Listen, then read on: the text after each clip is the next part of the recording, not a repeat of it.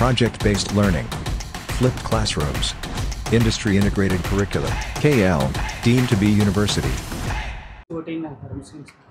ఇప్పుడు చంద్రబాబు నాయుడు ఈ రాష్ట్రంలో 40 సంవత్సరాల నుంచి ఎవరితో పొత్తులు పెట్టుకుంటాడు, ఎవరో నల్ల షర్ట్లు వేసుకుని తిడతాడు, అందితే జుట్టు పట్టుకుంటాడు, అందకపోతే కాళ్ళు పట్టుకుంటాడు. చంద్రబాబు నాయుడికి అధికారం కావాలి. ఆ అధికారం అతను ఒక్కడిగా వైసీపీ మీద పోటీ చేస్తే ఎట్టి పరిస్థితుల్లో గెలవడని అతనికి తెలుసు. కాబట్టి పవన్ కళ్యాణ్ ఇంటికి వెళ్ళి పవన్ కళ్యాణ్ కాళ్ళు పట్టుకున్నాడు, పవన్ కళ్యాణ్ గొంతు కోసాడు. బీజేపీని గతంలో కలిసి పోటీ చేసి అది మతత్వ పార్టీ అని చెప్పాడు, దానివలన ముస్లింలు ఇబ్బంది పడుతున్నారని చెప్పాడు. ఆ పార్టీతో పొత్తు పెట్టుకుని నేను తప్పు చేశానని చెప్పాడు. మళ్ళీ ఈరోజు ఢిల్లీ వెళ్ళి పవన్ కళ్యాణ్ చంద్రబాబు 3 రోజులు పడిగాపులు పడి అక్కడ అమిత్ షా గారు చెప్పినటువంటి 6 పార్లమెంట్లు 10 అసెంబ్లీలు అడిగిని కిక్కురు మనకుండా ఇచ్చి ఈయన వెళ్ళి అక్కడ దెబ్బిమోహం వేసుకుని అడుగు తినేవాళ్ళగా అక్కడ కూర్చుని పొత్తు పెట్టుకుని వచ్చి బీజేపీ ఎవరు అడిగారు? మోడీ గారు అడిగారు, అమిత్ షా అడిగాడు చంద్రబాబుని, బాబు గారు పొత్తు పెట్టుకుందామని. ఇవన్నీ సొల్లు కబుర్లు. ఈ రాష్ట్రంలో ఉన్నటువంటి మైనారిటీస్కి తెలుసు, క్రైస్తవులకి తెలుసు, హిందువులకి తెలుసు.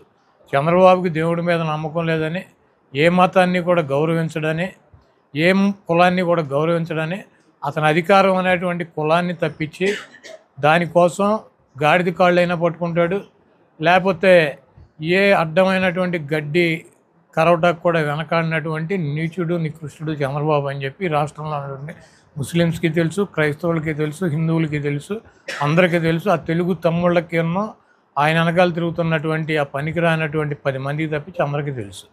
వాలంటీర్లు చూసి టీడీపీ పార్టీ వాళ్ళు భయపడుతున్నారు. ఎందుకు సార్? వాళ్ళని స్లీపర్ సెల్స్ అంటున్నారు, నక్సలైట్లు అంటున్నారు. ఇప్పుడు జనరల్గా ఏంటంటే వాలంటీర్లు 5 సంవత్సరాల నుంచి ప్రజలతో కలిసి వాళ్ళకి కావాల్సినటువంటి ప్రతి అవసరాన్ని తీర్చినటువంటి వ్యక్తుల్లో వాలంటీర్లు ఉన్నారు. వాలంటీర్లు వైఎస్ఆర్ కాంగ్రెస్ పార్టీ కార్యకర్తలు, వాలంటీర్లు వైఎస్ఆర్ కాంగ్రెస్ పార్టీకి అనుకూలంగా ఉంటారు. వాలంటీర్లను నియమించింది వైఎస్ఆర్ కాంగ్రెస్ పార్టీ ప్రభుత్వం కాబట్టి వాళ్ళు ఇన్ఫ్లుయెన్స్ చేస్తే కొంత ఓటు వైసీపీకి మళ్ళేటువంటి అవకాశం ఉంటుంది. కాబట్టి వాళ్ళ మీద దుష్ప్రచారం చేయాలని చెప్పి పవన్ కళ్యాణ్ గారు ఆడవాళ్ళని వాలంటీర్లు వస్తే తలుపులు తీయమాకండి, వాలంటీర్లు మహిళల్ని ట్రాప్ చేసి విదేశాలకు అమ్మేస్తున్నారని చెప్పి రకరకాలుగా ప్రజలను భయపెట్టే ప్రయత్నం చేశాడు. మరి చంద్రబాబు నాయుడు గారు వాలంటీర్లు అంటే మూటలు మోసే ఉద్యోగం, కుంటలు గడిగే ఉద్యోగం, వాళ్ళొక ఉద్యోగాలు అయ్యి వాళ్ళ పనికి మాలినాళ్ళు అని చెప్పి చంద్రబాబు నాయుడు గారు తిట్టాడు. మళ్ళీ ఏంటంటే వాలంటీర్లకు జీతం పెంచానంటాడు. వాలంటీర్లకు జీతం ఏం పెంచడు. వాలంటీర్లను పీకేసి జన్మభూమి కమిటీలు అని చెప్పి తెలుగుదేశం పార్టీ కార్యకర్తలను పెట్టుకుని వాళ్ళకి ఇచ్చుకుంటాడు జీతాలు. వాళ్ళతో కరప్షన్ చేయించుకుంటాడు గతంలో లాగా. వీళ్ళందరినీ ఇంటికి పంపించేస్తాడు. కాబట్టి వాలంటీర్లకి ప్రజలకి మంచి సంబంధాలు ఉన్నాయి. వాలంటీర్లు ప్రజలు ఈ 5 సంవత్సరాలు వాలంటీర్లు ప్రజలకు సేవ చేశారు. వాళ్ళు ఏమన్నా జగన్మోహన్ రెడ్డి గారి ప్రభుత్వానికి అనుకూలంగా పనిచేస్తారేమో, ఏమన్నా ఒక 4 ఓట్లు వైసీపీకి అనుకూలంగా ఎంచుతారేమో, కాబట్టి వాళ్ళ మీద మహిళలను ఎత్తుకుపోతారని, వాళ్ళు పనికి మాలినాళ్ళని, వాళ్ళు స్లీపర్ సెల్స్ అని చెప్పి ఇట్లా పిచ్చి మాటలు చెబుతున్నాడు. వాలంటీర్లని మళ్ళీ జీతాలు పెంచానంటాడు వాళ్ళకి. వీళ్ళనే ఉంచుతాడా చంద్రబాబు నాయుడు? వస్తే మేము పెట్టినటువంటి వాలంటీర్లు ఉంచుతాడా? ఈ రాష్ట్రం ఉన్నటువంటి 2 లక్షల మంది వాలంటీర్లను పీకేసి తెలుగుదేశం పార్టీ జన్మభూమి కమిటీ సభ్యులను పెట్టుకుని వాళ్ళకి జీతాలు పెంచుకొని వాళ్ళకి జీతాలు ఇచ్చుకుంటాడు. వీళ్ళందరినీ రోడ్డు పాలు చేస్తాడు. ఇప్పటికే పవన్ కళ్యాణ్ కానీ చంద్రబాబు కానీ విషం కప్పుతున్నారు వాళ్ళ మీద. కాబట్టి వాలంటీర్లు ఏమి అమాయకులు కాదు, వాళ్ళు చదువుకుని ప్రజలకి అన్ని వివరంగా చెప్పేటువంటి వ్యక్తులు. వాళ్ళు చేయాల్సినటువంటి కార్యక్రమాలు, ప్రభుత్వం తరఫున ఉన్నటువంటి కార్యక్రమాలు వాళ్ళు చేస్తారు. ఒక పౌరుడిగా, ఒక పౌరురాలిగా ఈ రాష్ట్రంలో ఏది మంచి ఏది చెడు వాళ్ళకి స్వతంత్రంగా ఎవరికైనా సరే ఓటేసుకునేటువంటి హక్కు ఉంటుంది. అదేవిధంగా వాళ్ళకి మంచి అన్నది ప్రజలకు చెప్పేటువంటి హక్కు కూడా వాళ్ళకు ఉంటుంది. అది ఎలక్షన్ కమిషనో లేకపోతే జ్యుడిషియల్లో ఎవరో కూడా ఆపటానికి సంబంధించినటువంటిది కాదు. ప్రభుత్వ ఉద్యోగైనా ఓటేసుకోవచ్చు. ప్రభుత్వ ఉద్యోగి ఓటేసుకోకూడదా? ప్రభుత్వ ఉద్యోగి వాళ్ళకి సంబంధించినటువంటి వాళ్ళ బంధువులకో వాళ్ళకో పలానా వాళ్ళకు ఓటేయమని చెప్పేటువంటి హక్కు లేదా? ఇవన్నీ కూడా ఉంటాయి. అయితే బహిరంగంగా వచ్చి ఎన్నికల్లో ప్రచారం చేయకూడదు.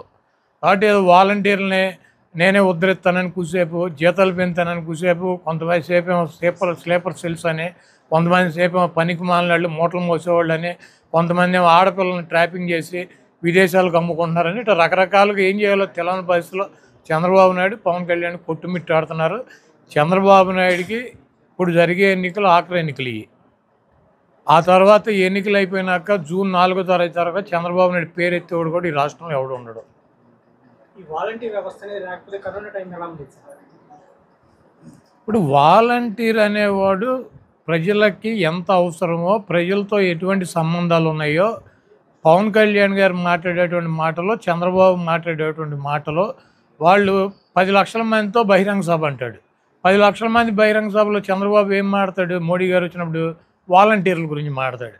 అంటే వాలంటీర్ అనేవాడి పేరు చెబితే చంద్రబాబు నాయుడు పోసుకుంటున్నాడు. వాలంటీర్ పేరు చెబితే చంద్రబాబు నాయుడు డైరెక్ట్గా పోసేసుకుంటున్నాడు. ఎందుకు? వాలంటీర్కి ప్రజలకి మంచి సంబంధాలు ఉన్నాయి. వాళ్ళకి వీళ్ళకి ప్రతి వాలంటీర్కి ఒక 50-60 ఇళ్లతో మంచి సంబంధాలు ఉన్నాయి.